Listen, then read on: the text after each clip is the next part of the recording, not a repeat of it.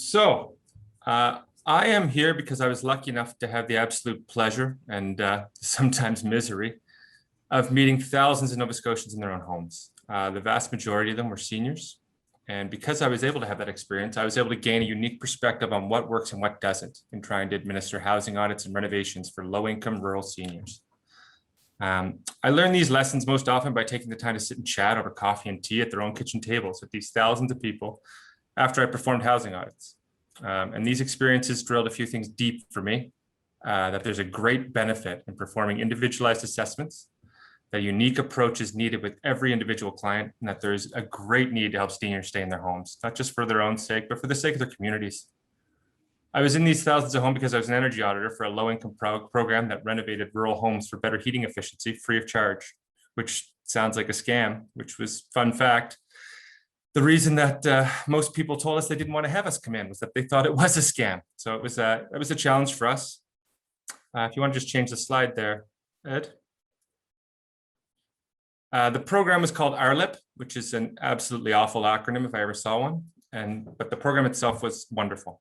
It's called Home Warming now, thank God. And it was and is an Efficiency Nova Scotia program designed to insulate and air seal the homes of low-income Nova Scotians if their primary source of heat is electric. And it's all in an effort to lower their personal household heating costs, as well as reduce the demand for power on the existing grid. So there's a lot of parallels between residential energy efficiency, especially in those early days, to aging in place. And in both cases, the housing situation must be unique to the home.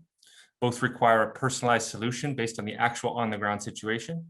And in both cases, there was an early knowledge gap between what the experts knew had to be done and the public's understanding of what could be done.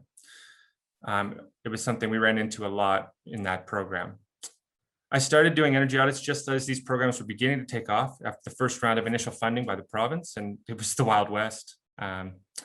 Every delivery partner was trying to find out the best way to identify homeowners, to figure out what information would need to be collected in order to conduct the efficiency audits, what the best way to target the greenhouse gas reductions that we needed, what the least cost, trying to draft all of our best practices, processes, how to track it. The list was never ending. And in doing so, I saw it all. Basement rooms so thick with cobwebs, it's an effort to pull them down. Attics filled with treasures, real and imagined. A lot of the things that Glenn was talking about. Lots and lots of adaptations that were made up. People using 2x4s in order to make a lift seat for their toilet. Like, you saw that quite often. I had to go into their fridge to pull the model numbers. I saw everything in there. So many grow-ops in basements. You wouldn't believe it. I saw elegant rundown mansions and more often trailers with self-constructed rooms made of plywood cut into the original structure. And I met the people who lived inside them. I talked to them, but mostly I listened to them. And all told, I was usually there for about 2 hours, and I got to know these people quite well and really got to see how they were living by being all through their home. If you want to go to the next slide there, Ed. In 2013, my aunt lost her leg to cancer. And in the process of renovating her house to accommodate her new wheelchair, I began to look into accessible construction. And then after realizing that no construction companies were specifically targeting aging in place and accessibility renovations, I set out to create a company in that space. I convinced another energy auditor to join me in a partnership. We got certified with a CAP certification in Ohio, and we jumped headlong into aging in place. And I would love to tell you, and it'd be a much better story if we would gone gangbusters and you all knew who I was because I was still doing this, but it was a different time. We faced some serious headwinds. We had a really hard time teaching people what aging in place was. That was our biggest single problem, especially with younger seniors. The business, ultimately, we couldn't get enough traction, so we shut it down a year later and spun it off into a typical home renovation company. And that was 7 years ago. Nova Scotia's seniors certainly haven't gotten any younger, and in the ensuing years, the problem certainly hasn't gotten any smaller. You want to go to the next slide there, Ed? So as I'm sure this crowd is aware, renovations for aging in place are specific and targeted. They're designed to make everything as simple as safe as possible for seniors so they can continue to have their own independence, dignity, and autonomy. So, however, the housing stock and broadband access of rural Nova Scotia can present particular problems for this process. For example, in northern Cape Breton, if you want to go to the next slide, Ed, by virtue of its roots as a coal mining town, it's filled with what's called company houses. So these are all over Glace Bay, Dominion, Sydney Mines, all the other small Cape Breton mining towns that are all over the place in there. And the company houses in Cape Breton are all a pretty similar layout. They're small, about 700 square feet to 1,200 square feet. They're cramped Gothic style duplexes that were built between 1850 and 1920. So because these have always been low income properties, maintenance has not always been done on schedule, and many are run down, some to the point, as you see here in the picture, that they've torn down one side of it and just put up a partition wall. So inside these houses is extremely tight. The stairways are usually less than 30 inches wide. The typical doorway is only 28 inches wide, which will not fit a wheelchair through. The bathrooms on both the main floor and the upstairs are small and cramped. And these houses are, I would say, 80 to 85% filled with seniors, and most of whom inherited their houses from their parents a long time ago and have never lived anywhere else. To do a renovation in these homes with an eye towards aging would be extremely difficult and cost prohibitive. The cramped nature of the home, the narrow stairs can't be easily modified. There's very little room for a bedroom on the main floor, and the laundry's often downstairs in a packed earth basement down a set of unusually treacherous stairs normally. So next slide there, Ed, please. Houses that present challenges like this are all over rural Nova Scotia, and they're in many different flavors. In the valley and the South Shore, they're filled with old drafty farmhouses and Victorians, and they're full of uneven floorboards and classic clawfoot tubs that are beautiful and charming when they're restored, but they're a constant danger to seniors who've been unable to keep up with the maintenance. The South Shore is big old rundown houses. You know, it's the same all over. And if you look at the map there, if you want to go to the next slide there, please. If you look at that map, it actually slides very well onto that 70% on the right side there that shows the amount of internet in the rural Nova Scotia. So adding to the rural challenge is the fact that although it's stated that 70% of Nova Scotians have access to broadband internet in 2019, the actual measured speeds of those connections by the CRTC is up to 8 times slower than urban connections. So the number of households connected to broadband is expected to grow quickly in the next few years as the telecoms and the provincial government seek to give greater access to rural communities. But areas of the province still lag behind the rest of the country. Due to a government push, it's expected that 97% of homes will have broadband access by 2022. But that estimate was put up before an unforeseen pandemic, which has really inspired demand for high quality fiber optic cable in the United States. And that's really limited our own ability here in Nova Scotia to get fiber optic cable, which has pushed our own orders back in the queue. So the actual year that the province reaches that 97% will probably be delayed by up to a year beyond 2022, and all said and done could be longer. This matters immensely for the types of technology that seem to be at the bleeding edge of aging in place. So something like an Alexa or another voice-activated internet connection virtual assistant needs at least a 512 kilobyte per second internet connection. A dial-up connection hits its theoretical limit at 56 kilobytes, and rural broadband in Nova Scotia is averaging below 400 kilobytes in 2021. So technological solutions become a much harder sell and are much less effective if you can't hook them up to the internet.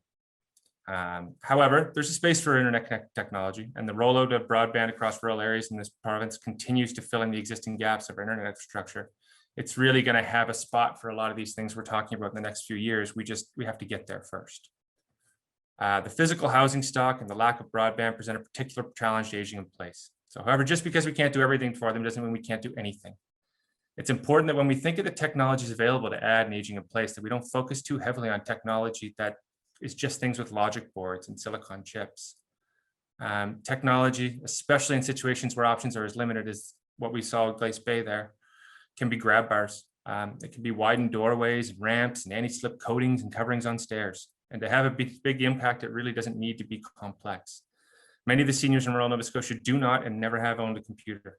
They do not have internet access, and even if they did, they probably would struggle to afford it, especially in the low-income communities. They will push back against technological solutions, and they will struggle to make them work without training and nudges towards adoptions. And that's a lot to do with what we're talking about the ACT earlier.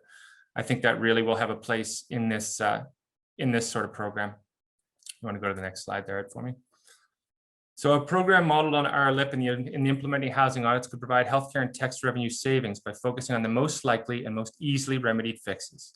So for instance, a program focused on preventing falls by seniors, facilitated by providing housing audits, could significantly cut down the number of seniors entering nursing homes each year. So let's go after that low-hanging fruit, like especially for these seniors that are the most vulnerable, the low-income spectrum in rural Nova Scotia. So by focusing our dollars and attention on small, cheaply fixed, and easily installed modifications to seniors' homes, we could help to affect the overall picture and the number of seniors that are forced into care homes immensely. A focus solely on preventing falls could help lower the average annual rate of falls, which is raised every year since 2003. According to all this information is coming from the Seniors Fall Guide that was put out in 2013. And according to that fall guide, the seniors aged 84 to 89 are at the highest risk group for falls, and they're going to require medical intervention, with approximately 1 in 10 reporting a fall annually. Now that number of falls reduces as you go down in age, of course, until it gets to about 65 to 69-year-olds are reporting a 1 in 20 having a fall that requires hospitalization every year. So falls are the highest reported cause of emergency room visits for seniors, and they make up just under half of all ER visits and over 85% of all extended hospital stays for seniors. And when they do end up in hospital, they stay an average of 20 days. Females are about 25% more likely to fall than males, which I'm sure has to do with the fact that the females are living longer than the male. And the falls happened all over, but 50% of falls were reported to have happened at home. So, and low-income seniors were found to be between 2 and 3 times as likely to have a fall than their higher income counterparts. So that's another thing to look at, that the reasons for that would be very interesting to know. I have a few guesses, but I don't have anything qualitative to back it up. Next slide there, please, Ed. So what does this all tell us?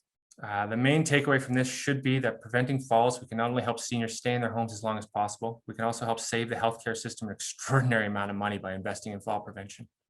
A program modeled on the success of the Efficiency Nova Scotia's community interventions could save the provincial government tens of millions of dollars for only a fraction of that amount. By creating a program that could effectively lower the risks, we could drastically reduce the chances of a critical fall that begins the downward spiral that leads to nursing homes. The model would begin with an initial assessment performed by an employee well-trained in identifying and applying the basics of aging in place renovations. Ideally, now with having seen this stuff to do with the ACT, I'd love to bring that on board with that too. And we could use these housing assessments to do a basic technology assessment. Is there a fit between this home and a more high-tech solution? Do they have the things that they would need to be able to install that stuff? And would these particular seniors be motivated and able to adopt these technologies? Are there financial and hardware concerns? Can they afford internet? By restricting the program to just the absolute basics, for example, just shower grab bars, elevated toilet seats, an environmental assessment for obvious tripping hazards, lighting upgrades, anti-slip treads, the cost could be kept really, really low and provide maximum benefit to seniors themselves. It's great if they have $150,000 worth of technology in their house, but if one fall is going to push them out of their house, it doesn't really seem worth it. So by focusing the program on low-income seniors, we can not only protect the most vulnerable group, we can target the savings to government. And as the province provides grants and top-ups for seniors who need the space in a full-time care home, but are not financially available to afford the costs. By keeping those seniors who wish to stay in their homes, we can provide a rare win-win for both the seniors and our healthcare dollars.